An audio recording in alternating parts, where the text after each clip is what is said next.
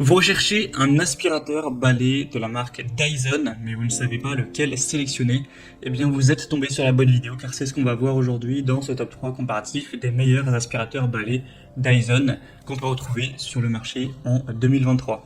Je vais donc vous présenter 3 modèles de cette même marque. Pour vous le dire très rapidement, ce sera le modèle V11, V10 et V8. On va voir un petit peu les différences qu'il peut y avoir afin de vous aider à choisir le plus adapté à vos besoins. Et bien sûr, il y aura en description les liens vers chacun de ces produits si par la suite de cette vidéo vous souhaitez en commander un ou aller voir plus en profondeur, plus de détails, etc. On va donc commencer avec le premier qui sera donc le plus cher. On va procéder par ordre de prix décroissant. C'est le Dyson aspirateur balai V11 Absolute. Donc c'est le plus récent, le modèle le plus récent qui aura donc un prix logiquement un peu plus élevé que les autres. Quand j'ai plus élevé, c'est qu'il sera 80-100 € plus cher que le modèle, par exemple V10 qu'on verra après, qui lui, encore une fois, sera un peu plus cher que le modèle V8. Donc les avantages avec ce modèle V11, c'est un moteur Dyson Hyperdium qui offre une puissance d'aspiration supérieure aux autres et une très bonne efficacité énergétique, donc ce sera un petit peu plus optimisé à ce niveau-là. Une bonne autonomie qui offre jusqu'à 60 minutes en mode éco, après 25 minutes en mode boost, avec une batterie de 7 cellules vraiment efficace, un affichage LED donc qui affiche en temps réel l'autonomie restante et les performances, avec un très bon système de filtration avancée Whole Machine fait par Dyson. Hein. Au niveau des accessoires, vous aurez toujours à peu près la même chose que pour les autres, donc il n'y a pas clairement d'énormes différences. Donc on va dire que les avantages, c'est un moteur un peu plus puissant, une puissance d'aspiration accrue, une autonomie qui est très bonne aussi, même si je pense qu'il n'y a pas de différence par rapport au modèle V10, mais un prix aussi qui sera légèrement quand même plus élevé. Donc si vous avez vraiment un bon budget, vous voulez le meilleur, oui, allez vers le V11. Donc ce sera le premier lien dans la description. Le deuxième que je vous présente, donc c'est le Dyson V10 Absolute, sera aussi un modèle super intéressant. Bon, déjà au niveau des évaluations clients, ça reste positif, mais il n'y aura pas vraiment de différence entre chacun des produits. C'est pour ça que je ne vais pas trop m'appuyer dessus, hein. C'est toujours 4,2, 4,3 étoiles sur 5.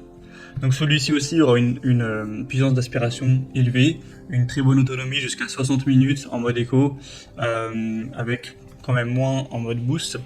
Un système de filtration qui restera avancé, de bonne qualité. Il sera toujours livré avec différents accessoires. Au niveau du prix, il sera quand même évidemment un petit peu moins cher que le modèle V11 qu'on a vu juste avant, donc ça dépend, le prix peut varier en fonction des offres, etc. Mais c'est, moi de ce que j'ai pu voir, plus ou moins 80 € en dessous à l'heure où j'enregistre, donc ça fait quand même une certaine différence.